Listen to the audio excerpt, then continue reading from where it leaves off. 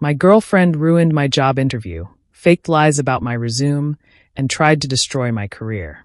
I dumped her and watched her world crumble. I'm a 27-year-old guy, and up until a few months ago, I was in a relationship with Emily, my girlfriend of 3 years. When we first got together, I thought she was amazing, smart, funny, and supportive. We met in college, moved in together after graduation, and everything seemed great. But as time went on, I started noticing things about her. She always wanted control, no matter what it was about. Little things like what we ate for dinner or how I spent my weekends had to go her way. I let it slide because I thought it wasn't worth arguing over. But when it came to bigger stuff, like my career, things got a lot worse. I work in marketing and have been grinding at a mid-level job for years, waiting for my big break. A few months ago, I got an interview for my dream job at a top firm. This was the kind of opportunity I'd been preparing for since I started my career. I told Emily about it as soon as I got the call. I was so excited to share the news with her, but her reaction wasn't what I expected. Instead of being happy for me, she said, "Are you sure you're ready for something like that? It's a big leap from where you are now." It threw me off, but I brushed it off, thinking maybe she was just worried about me biting off more than I could chew. As the interview date got closer, Emily's behavior got weird. She started picking fights over the dumbest things, like me leaving my shoes in the hallway or spending too much time prepping for the interview instead of watching TV with her. She even said, "It feels like you care more about this job than me," which made no sense because this was a career move I'd been talking about for years. She also started dropping hints like, "If you get this job, we're going to have to figure out what that means for us." It felt like she was trying to guilt-trip me for wanting to better myself. On the day of the interview, I was nervous but ready. I had my portfolio, my suit, and my train ticket all set. The company was in the next city, so I had planned everything out to make sure I got there on time.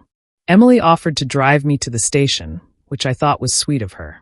Looking back, I should have known better. We left the house with what I thought was plenty of time, but she kept taking wrong turns.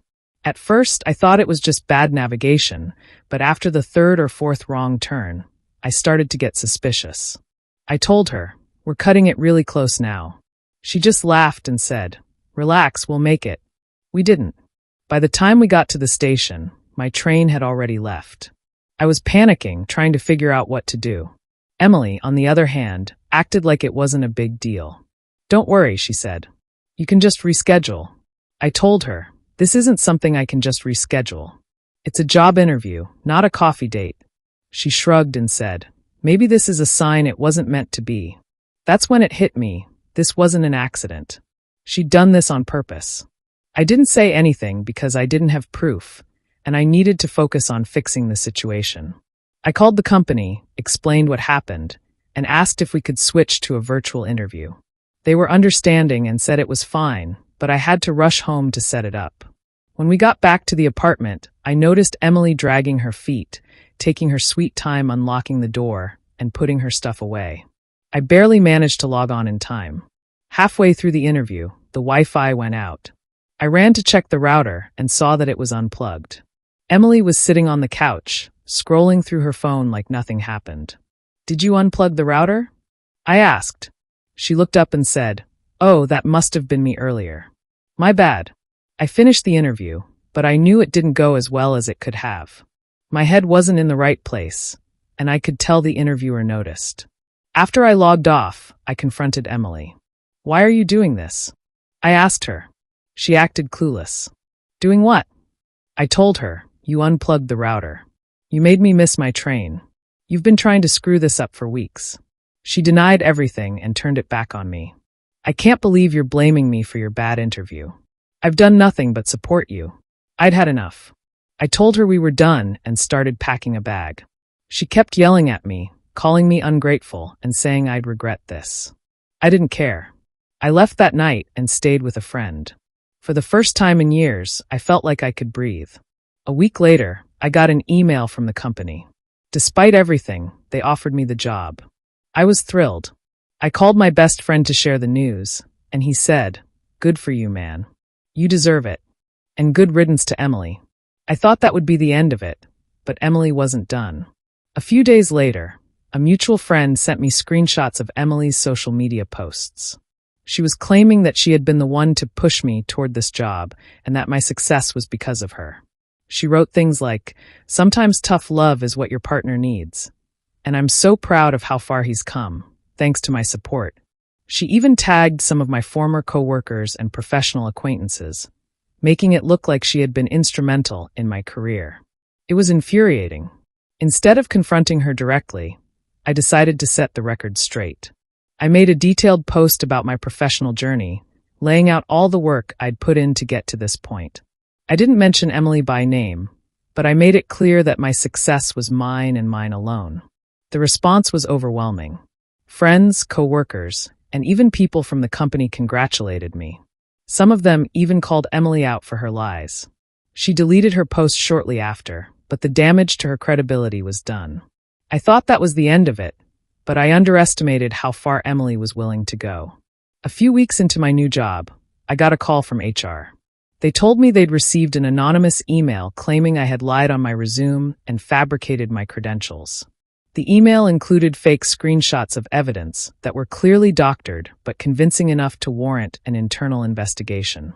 I was furious but stayed calm.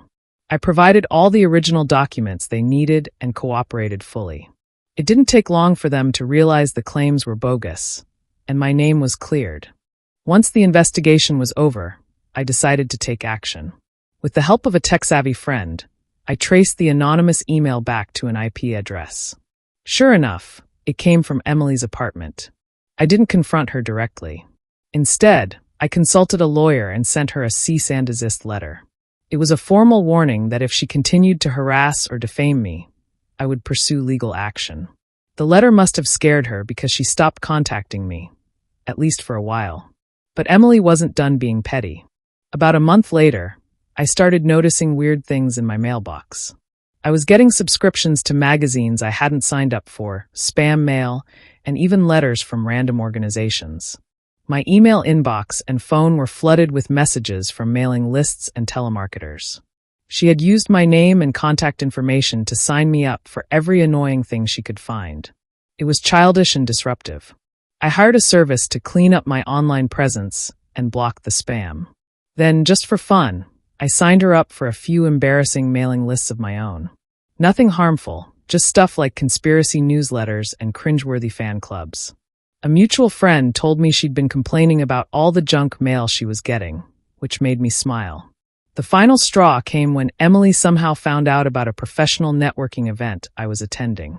It was a big deal for my job, and I'd been looking forward to it for weeks. Unbelievably, she managed to get herself on the guest list by pretending to be my +1. When I saw her walk in, I couldn't believe it. She started mingling with people I was networking with, claiming that we were still together and that she had been instrumental in my career. She said things like, "Oh, I've always had to push him to stay motivated, and I'm just so proud of how far he's come, thanks to my help." It was humiliating. I pulled the event organizers aside and explained the situation. I showed them the cease and desist letter and the evidence of her past harassment. They acted quickly, escorting her out of the event and banning her from future ones. Afterward, I addressed the group she had been talking to and clarified the truth. I kept it professional and said, "Unfortunately, someone from my past has been trying to attach themselves to my success. I assure you, my achievements are my own." People were understanding, and some even apologized for believing her. A few months later, I started dating someone new, a coworker who shared my ambition and values. We hit it off right away, and things were going great. Somehow, Emily found out about it and decided to stir the pot. She created a burner account and messaged my new girlfriend, claiming I had been unfaithful during our relationship and that I was a user who only cared about advancing my career. She even included fake screenshots of conversations that were clearly doctored. Luckily, my girlfriend saw through it immediately. She showed me the messages, and we decided to handle it together. We responded to the burner account, pretending to believe the accusations, and asked for more proof. Emily couldn't resist the opportunity to gloat and let her guard down. She slipped up and used phrasing that revealed her identity. With that evidence, we filed a police report for harassment. While I didn't press charges, The report created a paper trail in case she ever tried anything again. That seemed to be the final nail in the coffin. Emily finally backed off, and I haven't heard from her since. Looking back, I can't believe I stayed in that relationship as long as I did. Emily's manipulative, controlling behavior escalated to levels I never would have imagined. She tried to sabotage my career, ruin my reputation, and disrupt my personal life, all because she couldn't stand the thought of me succeeding without her. It's exhausting just thinking about it. Breaking up with her was the best decision I ever made. Since then, my career has flourished, my relationship is strong, and I've built a life I'm proud of. Emily's attempts to tear me down only made me stronger. If I've learned anything, it's this. When someone shows you who they really are, believe them. And never let someone else's insecurities hold you back from achieving what you deserve.